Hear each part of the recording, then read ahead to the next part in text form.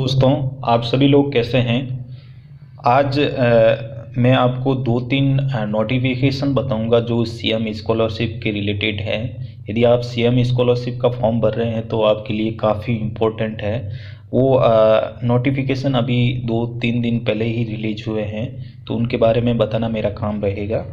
तो सबसे पहले मैंने इससे पहले एक वीडियो बनाया भी था, उसमें बताया था कि जो सीएम स्कॉलरशिप की लास्ट डेट है वो एक्सटेंड हुई थी, तो उसका नोटिफिकेशन भी मैंने बताया था। और ये आप नोटिफिकेशन इसका देख सकते हो। 28 फरवरी अभी लास्ट डेट रखी गई है। पहले 31 जनवरी लास्ट डेट थी, अब आप 28 फरवरी तक लास्ट डेट तक अपना फॉर्म भर सकते हैं। अभी एक दूसरा नोटिफिकेशन भी रिलीज हुआ है, वो भी बता देता हूँ। वो आपके जो सीएम हायर एजुकेशन है उसका कैलेंडर रिलीज किया गया है। मतलब 28 फरवरी तक आपका फॉर्म सबमिट हो जाएंगे। 28 फरवरी के बाद में क्या क्या कार्रवाई होगी, मतलब वो एक नोडल अधिकारी के पास फॉर्म जाएंगे, वहाँ से वेरीफाई आएंगे, बजट कब आएगा और सीएम स्कॉलरशिप स्टूडेंट के अकाउंट में कब तक ट्रांसफ़र की जाएगी, उसका पूरा कैलेंडर दिया गया है। उसमें डेट वाइज पूरी डिटेल बताई गई है, वो भी मैं नोटिफिकेशन बताऊँगा। तो पूरा एंड तक वीडियो देखिए और पसंद आए तो लाइक एंड सब्सक्राइब भी कीजिए। सबसे पहले मैं डेट एक्सटेंड वाला वो नोटिफिकेशन बता देता हूँ। कई लोग बोल रहे थे सीएम स्कॉलरशिप का डेट एक्सटेंड कितनी हुई है, तो सबसे पहले मैं वो वाला बता देता हूँ। 28 फरवरी रखी गई है।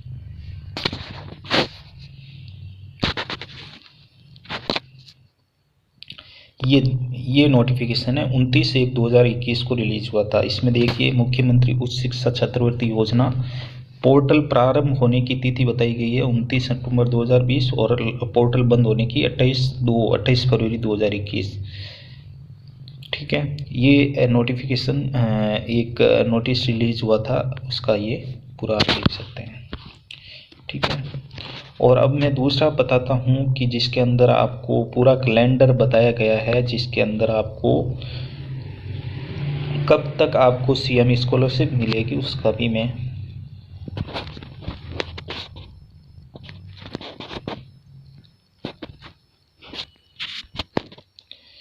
ये 3 फरवरी 2021 को रिलीज हुआ था। इसके अंदर पूरी डेट्स बताई गई हैं कि कब तक आपके फॉर्म फॉरवर्ड हो जाएंगे और अप्रूव हो जाएंगे।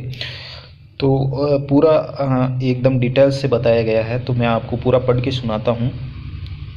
ये किसके बारे में है। सबसे पहले जो वित्तीय वर्ष 2020 और 21 जो अभी इस साल की जो सीएम स्कॉलरशिप है उसके बारे में है।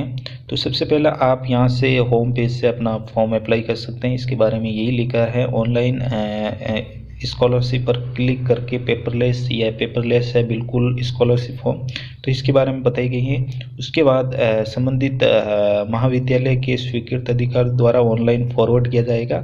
उसके बाद स्वीकृतकर्ता अधिकारी द्वारा इसको वेरीफाइड करके जांच करके उसकी स्वीकृत राशि उसके अकाउंट में ट्रांसफ़र की जाएगी, ये ऊपर लिखा हुआ है। उसके बाद जो पोर्टल प्रारंभ किया गया था वो 29 सितंबर 2020 को प्रारंभ किया गया था। मतलब पूरा किस तरह से पेपरलेस ऑनलाइन पंजीकरण करना है, प्रोफाइल अपडेशन किस तरह से करना है।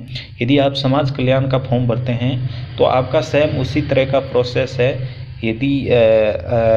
यदि वो समाज कल्याण का नहीं भर रहे हैं तो आपको ये अलग से करना पड़ेगा। पूरा एक प्रोफाइल क्रिएट करनी पड़ेगी SSO ID में। उसके बाद आप इस फॉर्म को भर सकते हैं।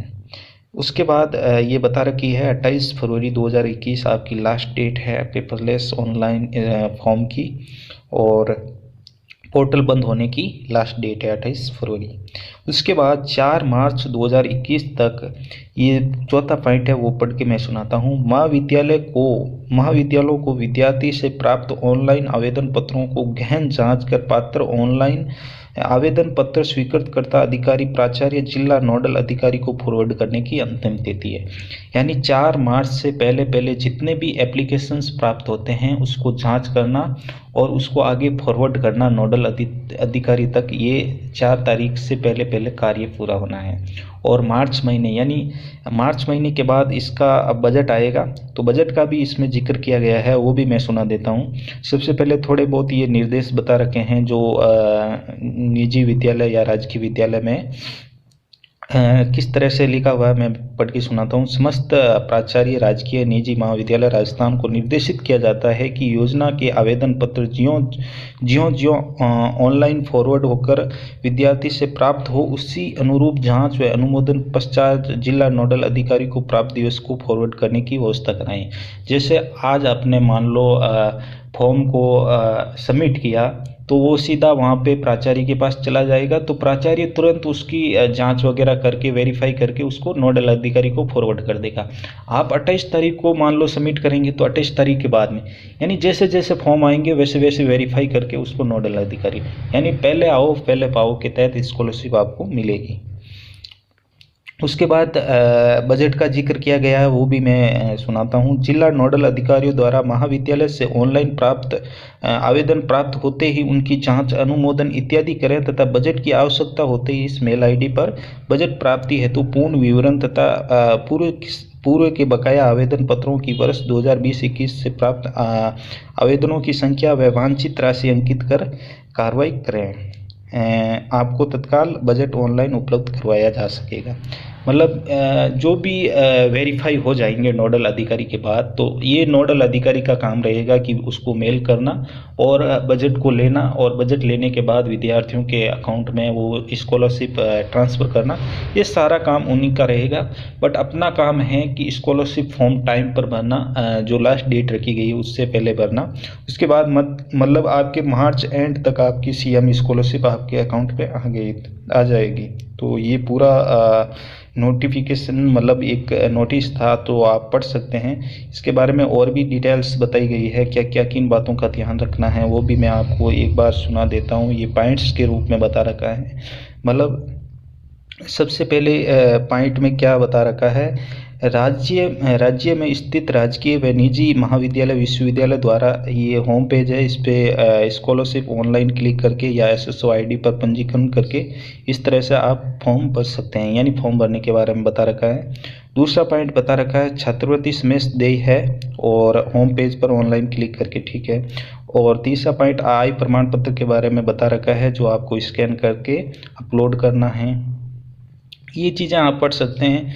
बाकी जो चौथा पॉइंट बता रखा है कि जैसे नाम, जाति, लिंग, आयु, पिता का नाम, माता का नाम, बैंक खाता, ये सारे जन आधार कार्ड का जो कार्ड बन रखा है उससे कैचअप करेगा। मतलब आपको ये डिटेल डालने की ज़रूरत नहीं है। यदि आपका डिटेल जन आधार कार्ड में गलत है तो आप पहले उसको अपडेट कराएं, फिर उसके अनुसार वहाँ से कैचअप करेगा वो चीज़ें।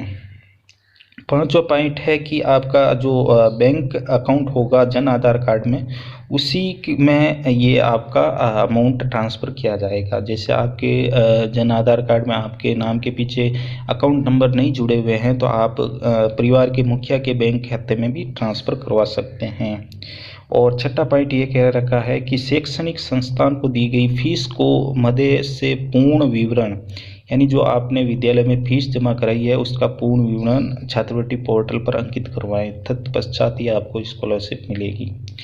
और जो विद्यार्थी द्वारा शैक्षणिक संस्थान में पाठ्यक्रम का चयन सावधानी पूर्वक करें। कई बार आप यूनिवर्सिटी गलत चूज कर लेते हो, कभी पाठ्यक्रम गलत चूज कर लेते हो, तो इससे आपका फॉर्म रिजेक्ट भी हो सकता है, निरस्त हो सकता है। इसके जिम्मेवार आप खुद स्वयं होंगे। जो दिव्यांग हैं उनके 40% का दिव्यांगता का प्रमाण पत्र होना चाहिए, और उसको स्व प्रमाणित छाया प्रतिलिपि से लगन कर अनिवार्य होगा। ये पूरा नोटिफिकेशन था जो 3 फरवरी 2021 को, यानी 2-3 दिन पहले ही रिलीज हुआ है। तो आपको ये चीज़ें ध्यान रखनी चाहिए, और 28 फरवरी से पहले सीएम स्कॉलरशिप को आपका फॉर्म सबमिट करना है। कैसे भी करके ये पूरा नोटिफिकेशन एक बार पढ़िए। मैं आपको ये इसका लिंक आपको डिस्क्रिप्शन बॉक्स में दे दूँगा। तो यदि वीडियो पसंद आए तो प्लीज़ लाइक एंड सब्सक्राइब। इस तरह के मैं सारे स्कॉलरशिप के रिलेटेड जो भी नोटिफिकेशन या नोटिस रिलीज़ होते हैं उनके बारे में पूरी डिटेल देता हूँ। तो वीडियो